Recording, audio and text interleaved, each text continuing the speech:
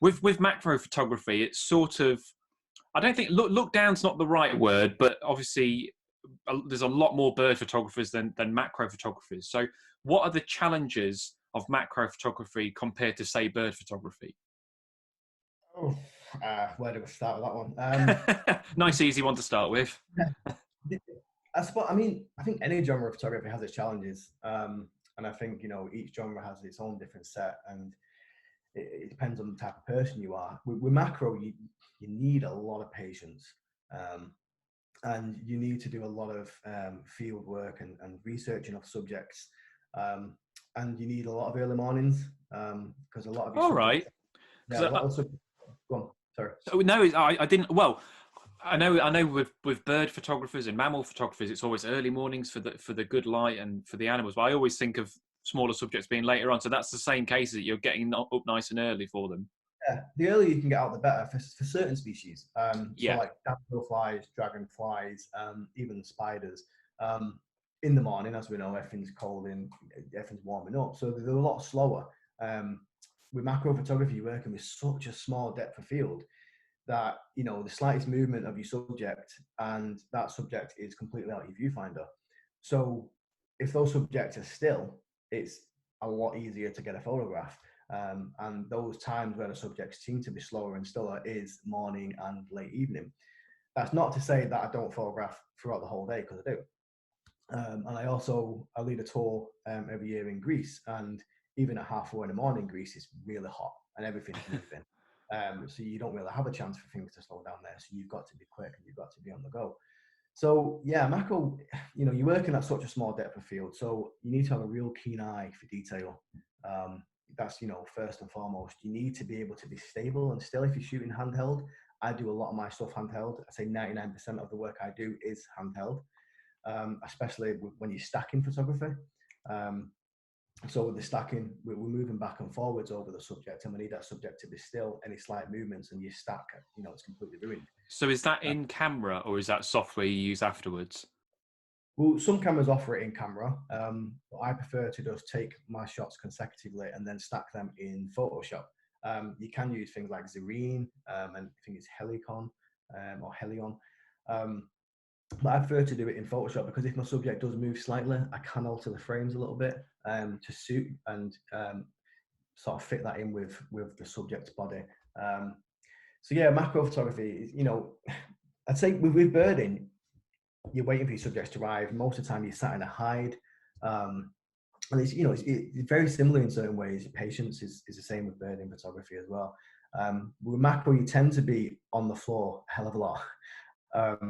You tend to be, especially if you're like me, on your belly in the grass or in the bush, which does get some strange looks, especially when you're in parks and stuff and you're in the bushes with a camera, like, what's it? And your neighbors definitely give you a quick look over the fence and think, what the hell are you doing? Lighting for macro is incredibly difficult. The higher you go with magnification, the more light you lose. So, there's loads of ways to which to combat that. Newer cameras, you can increase your ISO massively, 4,000, 5,000 ISO, and you can probably get some good shots, some good record keepers, but nothing amazing. For me, I use a dual flash system, which I can actually show you. Okay. I've got the kit here. So this is my main kit that I use. Oh, wow. So this is the Canon 6D. It's an old camera, but it does the trick. I've got the macro twin light MT24EX, which is one of Canon's macro flashes. And then I have the Canon MPE 65 on the end. The MPE allows you 1 to 5 times magnification within the lens. Normal macro lenses just give you 1 to 1. Yeah. Okay. This gives you up to ×5, which is incredible, but it is very difficult at ×5, as you can imagine. Yeah, ×5 magnification, such a narrow depth of field, even a gust of wind, and your subject's completely out of frame. So it does take some taming. It does take some time to get used to it. I also have these on the end here, which are these homemade diffusers. Yeah, I was going to say they didn't look like something you'd buy in a shop, but I'm assuming they do the job pretty well. Yeah, so I bought this plastic mold off eBay, and then I Okay. decided my own materials. Because with macro, diffusion is everything, and light is everything. Especially when you're working with shiny subjects like beetles. They can be incredibly difficult to photograph because the light can bounce off the elytra and just really, really be bright and just blow all details out. So these are homemade diffusers. I'll just take one of these off so you can see. Yeah. So that's the flash unit here itself. Okay. Yeah. And I've added some extra hot shoes, I've got you. so a bit more elevation. Okay, that makes sense. Yeah, and then I add this diffuser on top, and then that just slots in there.